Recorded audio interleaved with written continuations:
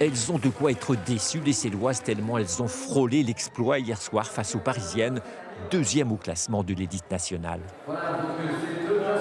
Qu'est-ce que vous voulez qu'on reproche aux joueuses? Elles ont tout donné parce que la déception est à la hauteur de leur engagement. Et elles en ont mis de l'intensité, les belles de sel, à l'image de leur gardienne. Une dizaine d'arrêts réflexes et 2 pénaltys stoppés. Du grand art. Insuffisant, score final, 18-20. Qu'est-ce qui vous a manqué ce soir? La lucidité sur les moments clés. On perd les ballons quand il ne faut pas, on prend les buts malheureusement quand il ne faut pas et on vient échouer à 2 buts.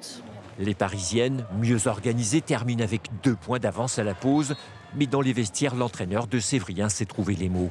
Si on n'avait pas fait 2-3 bêtises, on serait vraiment à égalité, les yeux dans les yeux. Voilà, et là on a la balle pour engager, il faut qu'on marque le premier but et pour leur remettre du doute. Des consignes appliquées à la lettre. Dès la reprise, les Céloises marquent 4 buts d'affilée. Les 2000 supporters de la clameur y croient. Les Parisiennes laissent passer l'orage et reprennent la main jusqu'à la fin. C'est la 9e défaite d'affilée pour les filles de Celles, mais Thierry Vincent veut encore croire à la fin de saison. Ça va payer ce que je leur ai dit. Quand les matchs importants vont arriver, si on conserve ce qu'on a montré là, ça va aller. Ce soir, l'équipe de Celles-sur-Belle est avant-dernière du classement de la Ligue But à Gaz Énergie.